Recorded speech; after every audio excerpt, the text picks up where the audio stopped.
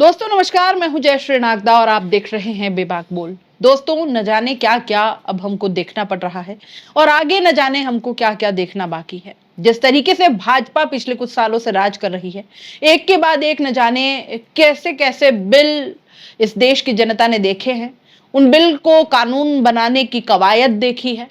कई बार यह भी देखा है कि सांसदों को बाहर निकाल के बिल पास किए गए और कई बार यह भी देखा है कि कैसे उन बिल के खिलाफ जनता सड़कों पर आई। कई बार जनता हताश हुई और कई बार सरकार को भी बैकफुट पर आना पड़ा। लेकिन दोस्तों अब कुछ ऐसा हुआ है जो वाकई में इतिहास में कभी नहीं हुआ होगा। कुछ ऐसा जो हम सबको शर्मसार करता है।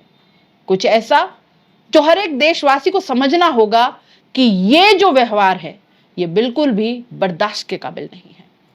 दोस्तों क्यों मैंने कहा कि इतिहास में जो कभी नहीं हुआ अब हो रहा है।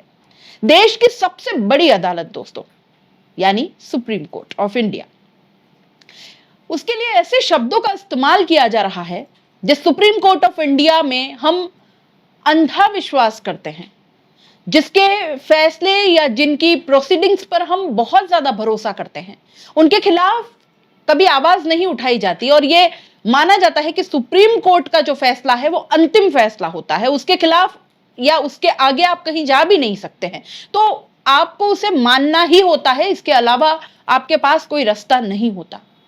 लेकिन अब एक नई परंपरा चल पड़ी है। आपको याद होगा जब बीजेपी अयोध्या से चुनाव हार गई थी और उस वक्त जिस तरीके से बीजेपी आईटी सेल हो या अंधभक्तों की फौज हो, बीजेपी समर्थकों की एक पूरी कतार हो, किस तरीके से वहां के जो वोटर्स हैं उन लोगों को गालियां देने पर उतर आई थी। उन लोगों को लगातार ट्रोल किया जा रहा था, उनको एक तरीके से देशद्रोही बताया जा रहा था। और वहीं दूसरा धड़ा यह भी कह रहा था कि क्या भाजपा को वोट नहीं देना देशद्रोह है? क्या एक पार्टी या स्वयं नरेंद्र मोदी क्या देश हैं? और अगर उनके खिलाफ बोला जाता है तो वो देश के खिलाफ कैसे हो जाता है? इस तरह की कई बातें पत्रकार भी उठाते रहे हैं, हमने भी उठाई थी। साथ ही साथ ऐसे कई लोग हैं जो इस बात को लेकर के आज भी पशोपेश में है कि क्या बीजेपी या नरेंद्र मोदी देश हैं? क्या उनकी आलोचना नहीं की जा सकती? क्या उनके खिलाफ नहीं बोला जा सकता? और उनके खिलाफ बोलना क्या बहुत बड़ा अपराध है? क्योंकि इस तरीके से तो पत्रकारिता खत्म हो जाएगी, इस तरीके से तो आलोचना का महत्व खत्म हो जाएगा, जिसको कि पूरा सम्मान और पूरा अधिकार जो है वो भारत की संविधान में दिया गया है, जिसको हम कहते हैं अभिव्यक्ति की आजादी। और ये भी कई बार सुप्रीम कोर्ट के जजेस या उनकी पैनल जो बेंच होती है उनके द्वारा भी कहा जाता है कि सरकार को आलोचना सहना या आलोचना को पॉजिटिवली लेना भी आना चाहिए। वैसे हम सबको आना चाहिए, क्योंकि जिंदगी में जो भी कुछ हम करते हैं वो सब कुछ सही नहीं होता या जरूरी नहीं है कि सामने वाले को सही लगे, अगर सही हो तो भी। तो ऐसे में आलोचना को स्वीकार करना हम सबको आना चाहिए। और सुप्रीम कोर्ट ऑफ इंडिया जब कोई बात वहां से आती है, वहां से निकलती है, तो उसके खिलाफ जाने की या उनका सुप्रीम कोर्ट का अपमान करने की तो बात आज तक तो शायद पैदा ही नहीं हुई। लेकिन अब ऐसा कुछ हो गया है जिसके लिए मुझे आपके सामने बैठ करके ये सारी बातें कहनी पड़ रही है। दोस्तों ऐसे शब्दों का इस्तेमाल किया जा रहा है जिसको बोलने में भी आपकी और मेरी जुबान कांप जाएगी। सोचना तो बहुत दूर की बात है। सुप्रीम कोर्ट को बोला जा रहा है सुप्रीम कोठा। जी हां दोस्तों, कितना दर्दनाक, कितना चिंताजनक यह मामला है। वक्फ संशोधन सुप्रीम कोर्ट ने कानून पर रोक नहीं लगाई है, उसके कुछ प्रावधानों पर केवल कुछ दिनों के लिए स्टे लगाया है। कुछ दिनों के लिए सोशल मीडिया में आईटी सेल वाले ऐसे बौखला गए हैं, ऐसे ऐसे ट्वीट्स और ऐसी ऐसी गालियां बकी जा रही है सुप्रीम कोर्ट के लिए कि अब यहां पर आपको स्क्रीन पर दिखाने में भी संकोच हो रहा है, शर्म आती है और गुस्सा भी आता है। लेकिन मैं दिखाऊंगी दोस्तों, इसलिए क्योंकि यह सब कुछ हो रहा है, यह दिखाना मेरा फर्ज है। और हमको पता होना चाहिए, आपको पता होना चाहिए कि आखिर ये कौन लोग हैं जो सोशल मीडिया में इस तरीके की भाषा, इस तरह के शब्द लिखते हैं। ये लोग हमारे आसपास होते हैं। आज सुप्रीम कोर्ट को कह रहे हैं सुप्रीम कोठा।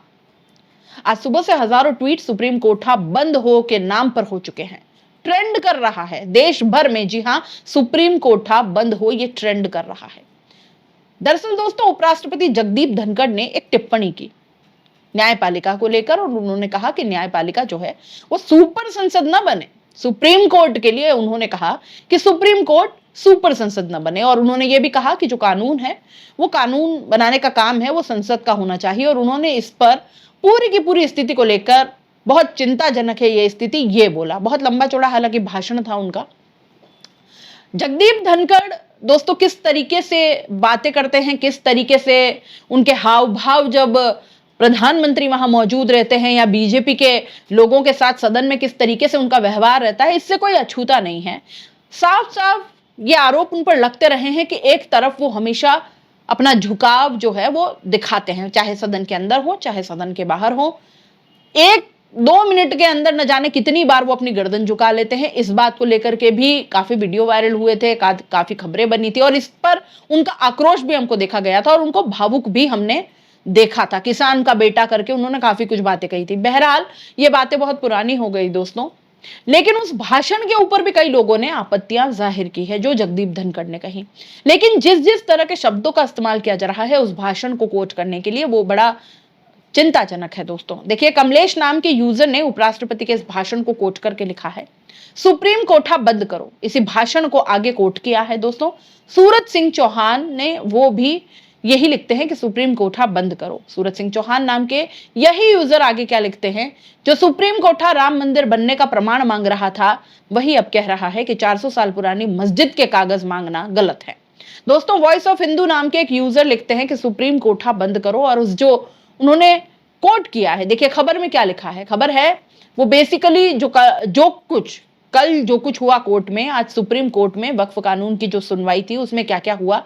वक्फ बोर्ड में नहीं होगी कोई नियुक्ति, संपत्तियों में बदलाव पर भी रोक, वक्फ बाय यूजर की संपत्ति को डी नोटिफाई नहीं किया जाएगा, कलेक्टर कोई बदलाव नहीं करेगा। इसके अलावा भी जो बातें सुप्रीम कोर्ट में कही गई थी फिलहाल, जिस पर रोक लगाई गई थी, और उसको कोट करते हुए वॉइस ऑफ हिंदू नाम का यूजर लिखता है सुप्रीम कोठा बंद करो। दोस्तों, ईश्वर चंद नाम के एक यूजर लिखते हैं बाय यूजर सही तो टेंपल बाय यूजर क्यों नहीं, वक्फ बाय यूजर सही है तो टेंपल बाय यूजर क्यों नहीं, मंदिरों को जन्म स्थान तक के सबूत देने पड़े हैं, काशी मथुरा में भी देने होंगे मंदिरों के लिए, फिर ऐसा क्लॉज क्यों नहीं चाहिए। नितिन मिश्रा नाम के यूजर लिखते हैं दोस्तों, सुप्रीम कोर्ट के जज के घर में पैसे मिले, कैश अभी तक क्या कार्रवाई हुई, एक एफआईआर तक दर्ज नहीं हुई।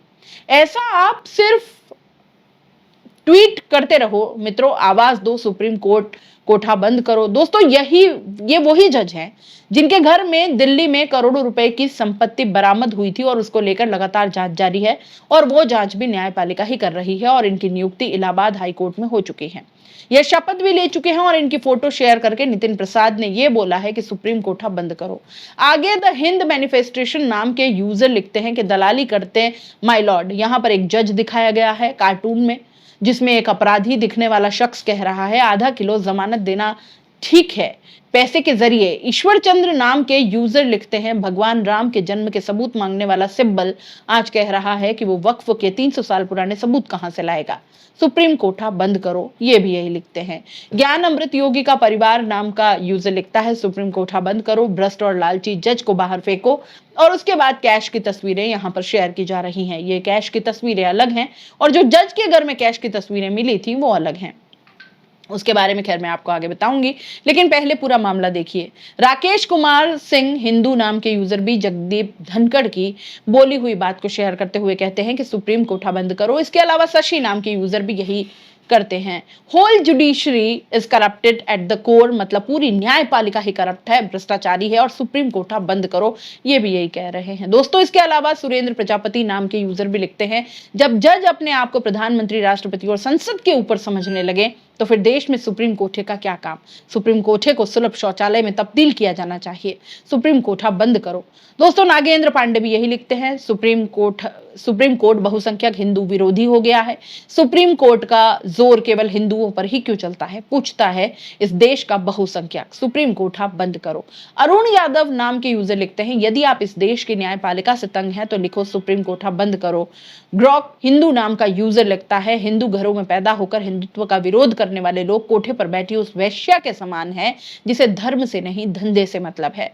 सुप्रीम कोठा बंद करो। दोस्तों, एक नहीं, ऐसे अनगिनत, मैंने आपको कितने सारे ट्वीट्स दिखा दिए, ऐसे अनगिनत पोस्ट आपको सोशल मीडिया में मिल जाएंगे। और ये तो केवल एक्स का आपको मैं यहां दिखा रही हूं, फेसबुक और इंस्टाग्राम का तो कोई अंत ही नहीं है। वहां तो अगर आप रील देखना शुरू करेंगे तो आपको लगातार ऐसी रीलें दिखानी शुरू हो जाएंगी। ये सब कुछ पिछले 24 घंटे में हो रहा है। सोचिए, पिछले 24 घंटे में कितना जोर का दर्द इन आईटी सेल वालों को हो गया है। और ये खुलेआम देश की सर्वोच्च अदालत के लिए इतने घटिया, इतने अपमानजनक, इतने दोयम दर्जे के शब्दों का उपयोग करने लगे हैं। दोस्तों, कल से बहुत सारे लोग वक्फ संशोधन कानून का जो है वो तुलना कर रहे हैं राम मंदिर के फैसले को लेकर। राम मंदिर के फैसले को लेकर इतनी लंबी लड़ाई हिंदू पक्ष ने लड़ी और इतने पेपर्स प्रेजेंट किए, तो अब मुस्लिम पक्ष के लोगों को अपने मस्जिदों के पेपर दिखाने में क्या आपत्ति है। अब उनके मस्जिदों के पेपर मांग रहे हैं तो वो कह रहे हैं कि हम पेपर कहां से लाए 300 साल से। तो इसका तर्क मैं आपको देती हूं दोस्तों, न तो राम मंदिर का फैसला धर्म के आधार पर हुआ और ना ही वक्फ संशोधन कानून पर जो बहस हो रही है वो धर्म के आधार पर हुई है। सीजेआई ने तो खुद कह दिया था परसों कि हम तीनों जज यहां पर बैठे हुए हैं, जब हम यहां बैठते हैं तो किसी भी जाति या धर्म से ऊपर उठ जाते हैं। राम मंदिर का फैसला दोस्तों एक जमीन के विवाद को लेकर था। ठीक है, वो राम मंदिर की जो पूरी जिरा हुई वो उसी आधार पर हुई है। जो संशोधन कानून का जो सुनवाई हो रही है दोस्तों, वो संविधान के आधार पर हो रही है। संशोधन कानून में ये नहीं बताया जा रहा है कि ये इस्लाम विरोधी है तो उसको हटा दीजिए, ये इस्लाम विरोधी है उसको हटा दीजिए। जो उस नए कानून को लेकर आपत्तियां हैं याचिकाकर्ताओं को दोस्तों, उन आपत्तियों को संविधान के अलग अलग अनुच्छेद की कसौटी पर रखा जा रहा है। देखिए, हमारा संविधान हमें यह अधिकार जरूर देता है, लेकिन इस कानून में जो है हमारे संविधान में दिए हुए हमारे अधिकारों का उल्लंघन करता है। और सुप्रीम कोर्ट क्या है दोस्तों? सुप्रीम कोर्ट कस्टोडियन है संविधान का। इस देश में संविधान ठीक से लागू हो और किसी भी नागरिक का जो संवैधानिक अधिकार है वो किसी भी हाल में उसका हनन न हो, सुप्रीम कोर्ट का यही काम है और सुप्रीम कोर्ट यही कर भी रहा है दोस्तों। ये तो केवल अंतरिम फैसला है, आप सोचिए, ऐसा नहीं है कि ये फैसला लंबा चलेगा या हो सकता है आगे सुनवाई हो और सुप्रीम कोर्ट अपने फैसले को पलट भी दे, तो फिर क्या हो जाएगा? फिर यही लोग जो सुप्रीम कोर्ट के लिए इतनी घटिया और गंदी गलीच बातें बोल रहे हैं, सुप्रीम कोर्ट की तारीफें करने लगेंगे। फिर यही जज हिंदू हितैषी हो जाएंगे। कितनी गलत बात है दोस्तों। ये किस तरह का चलन, किस तरह की एक नई परंपरा भारत में शुरू हो गई है। हम देश की सबसे बड़ी अदालत के लिए इतने अपमानजनक शब्दों का इस्तेमाल कर रहे हैं। और दोस्तों, ये वो लोग हैं जिनको कोई जानता नहीं है। सोशल मीडिया में ऐसे भी लोग हैं, जैसे मिस्टर सिन्हा नाम के ये यूजर हैं जिनको कहा जाता है कि आईटी सेल से ही हैं या बीजेपी के आईटी ट्रोलर ही हैं। ये आईटी सेल से जुड़े हुए हैं। इन्होंने सुप्रीम कोर्ट को शरिया कोर्ट ऑफ इंडिया तक कह दिया है। ऋषि बागड़ी जैसे लोग हैं जो लगातार इस तरह की बात कर रहे हैं। मतलब पूरा सोशल मीडिया भरा है। वो कल रात से बैठकर केवल और केवल सुप्रीम कोर्ट की आलोचना कर रहे हैं और बार बार ये बता रहा है कि सुप्रीम कोर्ट जो है वो हिंदू विरोधी है। दोस्तों, ये बात सही है कि दिल्ली हाई कोर्ट के एक जज के घर में कैश मिला, लेकिन आप मुझे बताइए कि सुप्रीम कोर्ट ने खुद उस पूरे के पूरे केस में वीडियो शेयर किया, सुप्रीम कोर्ट की वेबसाइट में वीडियो शेयर किया गया। अगर सुप्रीम कोर्ट वीडियो शेयर न करता तो क्या हमको पता चलता कि कैश जलता हुआ दिखता कैसा है? वो तस्वीरें मैंने भी आपको खबरों के माध्यम से यहां पर हमारे चैनल पर दिखाई है। जहां तक बात है दोस्तों सिस्टम की, तो सिस्टम तो कोई भी परफेक्ट नहीं है। हाँ, ये बात सही है कि जुडिशरी को लेकर बहुत ही ज्यादा भरोसा किया जाता है, इसलिए सवाल भी उतने ही ज्यादा होते हैं सबके मन में।